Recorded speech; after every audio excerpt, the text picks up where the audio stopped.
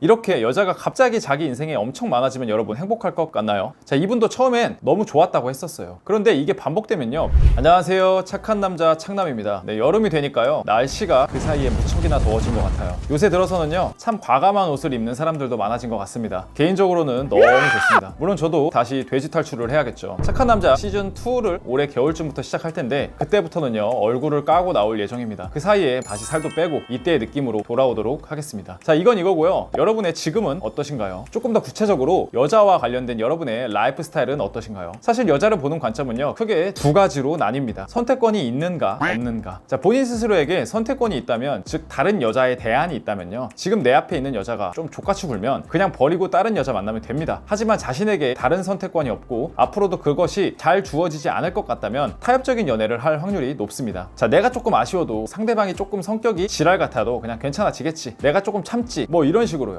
선택권의 관점에서 본인의 지금 여자를 선택할 수 있는 그런 환경에 속해 있는지, 아니면 뜨문뜨문 그냥 떨어지는 소개팅과 같은 기회밖에 없는지를 한번 먼저 체크해보세요. 만약 후자라면요, 그리고 과거의 연애 경험이 많이 없다면 실제 괜찮은 선택지가 있어도 나를 제대로 어필할 수 있는 확률도 적을 겁니다. 더 나아가서 타협적인 연애의 가능성도 매우 높아집니다. 결국 손을 써야 되는 시기라는 거죠. 그 무엇이든 지금은 변화를 주기는 해야 하는 타이밍입니다. 자, 중요한 이야기를 한번 해볼게요. 저희 공식 장기 코칭 과정인 해병대의 한 형님의 사연이고, 이분에게 제가 어떻게 조언을 드렸는지 한번 말씀을 드려볼게요. 여러분들 역시 반드시 겪게 될 과정이니까 집중해서 한번 들어봐 주세요.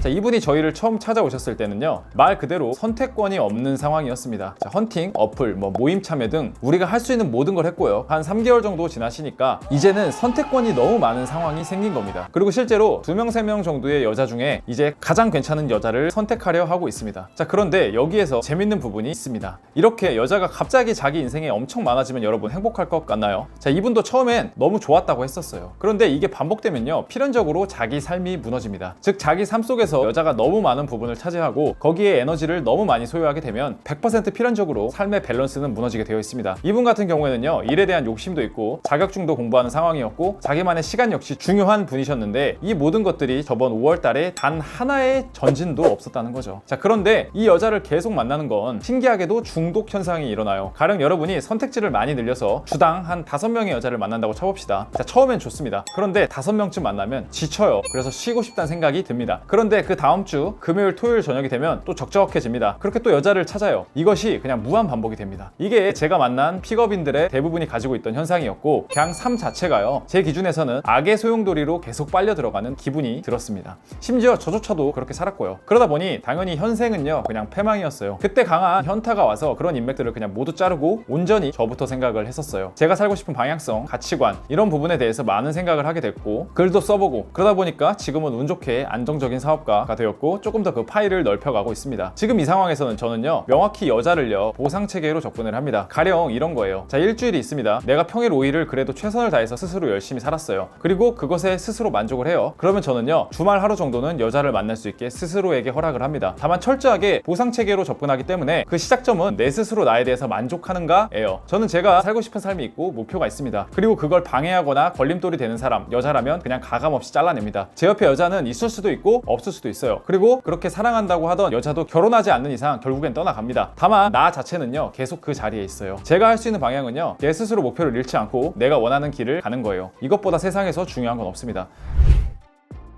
본인의 삶을 명확하고 엄격하게 지켜나가되 여자 자체를 만날 가능성은 열어둡니다. 자, 어떻게요? 스스로가 스스로에게 만족할 만한 하루를 누적시키면요, 그것에 대한 보상으로 여자를 만나는 겁니다. 물론 여자친구가 된다면 이것보다 많은 감정 투자, 시간 투자들이 있겠죠. 하지만 거기에서도 제 명확한 선이 있습니다. 내가 명확히 존재했을 때 그 여자를 내가 지켜줄 수도 있는 거지, 내 자체가 그 여자가 떠나갈까봐 대롱대롱 매달려서 연애하는 거라면 그 연애가 행복할까요? 아마 그런 연애 해보신 분들 아실 겁니다. 얼마나 힘든지. 심지어 본인 스스로가 이렇게 노력하고 있다는 걸 여자가 알아주지도 않아요. 재미있는 건 내 스스로가 이런 명확한 원칙과 가치관, 주관을 가지면요, 여자는 오히려 나에게 매력을 느낀다는 거예요. 제가 좋아하는 분께서 한 말인데요, 여자는 약한 남자 위에 군림하기보다는 강한 남자에게 지배를 받길 원한다. 참 남녀의 본능적인 부분에 심리를 꿰뚫는 그런 명언이라고 생각합니다. 자, 여자 존나 중요합니다. 하지만 아무리 여자가 중요하다 하되 여러분보다 중요할 수는 없습니다. 본인을 버리면서까지 연애하지 마세요. 그리고 여자에 중독되는 것만큼 돌이켜보면 인생 피폐하게 만드는 거 없습니다. 모든 건 그냥 적당히가 가장 좋아요. 자, 오늘의 큰 줄기를 한번 다시 생각해보죠. 나의 인생을 가장 중요하게 여겨라. 그리고 여자는 보상체계로서 접근을 해라. 이 큰 틀을 이해해 주시고요. 선택권을 늘려나가는 것에 집중해 주시길 바랍니다. 네, 저희 착한 남자에서는요, 오로지 남성분들을 위해서 장기 코칭, 컨설팅, 그리고 책들을 제공해드리고 있어요. 아래 고정 댓글 링크를 참고해 주시면 더 많은 정보들 얻어가실 수 있으실 겁니다. 네, 오늘 영상 마음에 드셨다면요, 구독하고 좋아요 꼭 한번 부탁드리겠습니다. 감사합니다.